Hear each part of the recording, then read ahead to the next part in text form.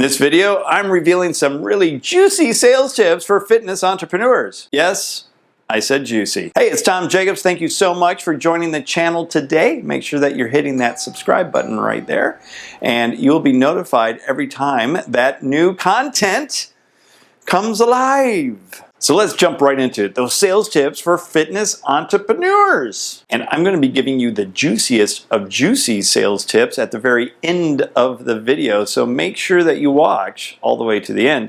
And it is a little silly, but it's a good one. Look, I understand the business of personal training and being a fitness professional is difficult. I know this because I was one for 15 years. And for the first several years, I struggled quite a bit until I came up with some tips and tricks to be able to get over some of the fear that I had in terms of asking for money, making sales, all of that. The problem, especially in this type of industry, is that you have a personal connection with the person that you're working with. When you have a personal connection with them, oftentimes you believe the product that you're selling, which is your knowledge, your expertise, is also tied to you. So when somebody says no to your product, in our heads we're thinking they're saying no to us. And that fear of rejection, which is one of the biggest fears that all humans have, gets kicked into overdrive.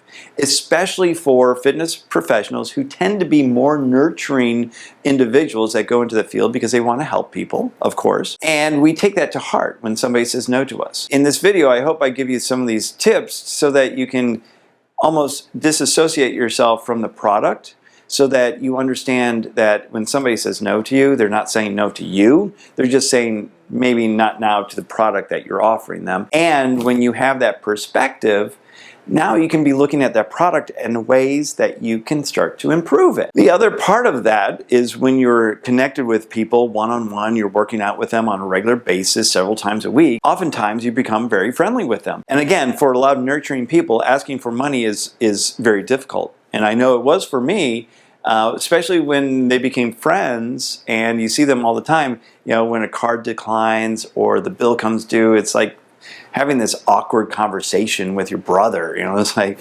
hey, you owe me some money. Can you pay up? Or worse, when you want to raise your rates because you deserve a raise every now and then, like everybody else that has a job, they get a raise just about every year. You deserve that. So asking for a 5% increase, a 10% increase isn't out of the ordinary. But for whatever reason, a lot of fitness professionals fear raising their rates, that, oh my gosh, I'm going to lose all my clients. Now, I'll tell you a quick story here. When I had to raise my rates for the very first time in my business, I actually increased my personal training rates almost 50%. You're probably thinking, what? You're crazy. Yeah, I went from $2 to $4. No, I'm just kidding. I went from $60 to $90, so a 50% increase per session. When I increased it that much, of course, I was going to get a lot of resistance, because you increase something 50%, you're going to get some people that are going to be like, what the heck are you talking about? But when I increased those rates, I also introduced a new program called semi-private training, where we worked with 4 clients to 1 trainer. And that was actually a 50% decrease from the personal training that people were having anyway. So it made it very easy to have that conversation. So you could either go from $60 a session to $90 if you wanted that one-on-one, which is fine. And I had people that said, yes, I love the one-on-one, I'm willing to pay whatever for it. And then if you wanted to go to semi-private, share the session with 3 other people, it went to $30. Well, that was a no-brainer for many people. And get this, I had 4 people in one session, $30 each. That was $120. Which do you think I wanted to do more of? Semi-private, making $120, or private one-on-one, where I was making $90? Well, obviously, semi-private is a winner on that equation, even if you're not a math genius. I tell you that story because it has to do with sales as well, because when you are asking for increases in rates, or you're asking for somebody to join your program, it's the same process. It's still a sale. And it does not come naturally to a lot of fitness professionals. The other problem is you also don't want an empty gym like this. Right? Nobody's there. Crickets. Who wants an empty gym? You're paying for all this rent and nobody's there. And of course, nobody teaches sales in any certification programs I've been through. So where do you get that knowledge? Well, you come to YouTube and you watch my channel. That's where. But just in this video, I'm going to lay out some simple steps to make sure that you are making more sales in your fitness business. So the very first thing is that you've got to recognize and accept the fact that what you are selling is a product. You are not selling you, you're not selling a part of you, a part of your brain. You're selling a product, and that product is a result. When somebody goes through your product, they're going to obtain a certain result. Think about laundry detergent. So Procter & Gamble, who makes Tide, they sell clean clothes. You buy Tide so that you can have clean clothes, or whatever other laundry detergent brand that you have. But if you look at any of the advertisements, they say nothing about the chemicals that are inside Tide to make it clean. They may show you like the little fibers and the dirt like lifting off and this magnet pulling the dirt away from the fabric,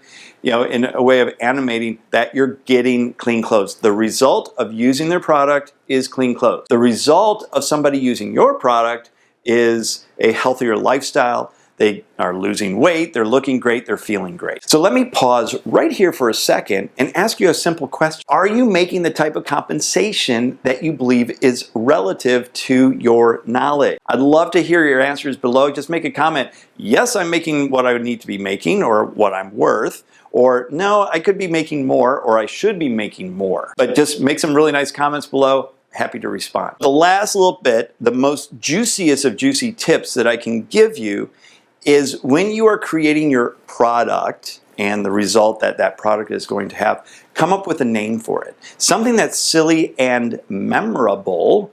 So silly, memorable kind of go hand in hand.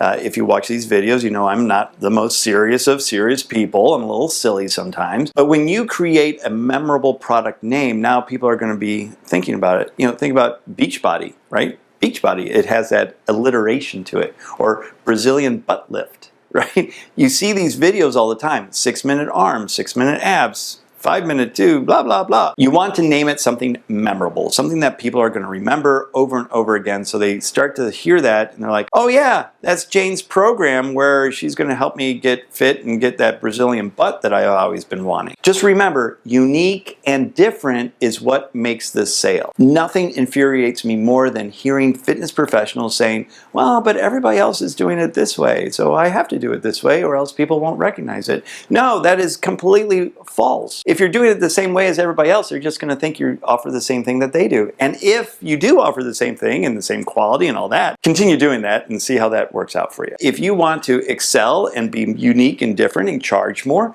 then come up with something completely different. Something that stands out from the crowd. Be that red ball in the blue ocean. You ever try swimming in a red ocean where all the sharks are and everybody's getting eaten up? Doesn't work. It's a quick way to go out of business. Something unique and different so that they can't compare you to the fitness center down the road. You know, you look at the big box gyms right now, are they unique and different? Is Bally's different than 24 Hour? That's different than LA Fitness? Yeah, they're different because Bally's went out of business. And why'd they go out of business? Because they were not unique and different from any of the other mid-tier fitness centers that are out there, like LA Fitness and 24 Hour Fitness. They were all the same. They had the same price, they had the same equipment. How do you differentiate the market? Well, you open up a new place, you have new equipment, now everybody goes to where all the new stuff is. It doesn't work that way. But you think about like an Equinox, what's unique and different about Equinox? Other than they charge $130 a month for fancy towels and a really nice smelling gym. Well, people like fancy towels and a nice smelling gym. So that's unique and different than going to a sea of iron that's at 24 Hour Fitness or LA Fitness or what used to be Bally. So there you go. Sales tips for fitness entrepreneurs so you can have a better business. I hope this was super helpful for you. If it was, make some comments below, like the video, even subscribe to the channel and be notified every time new content comes alive. And of course, talking about content, I have lovely different videos that you can watch that will help you build a better business. So until next time, you have a great day.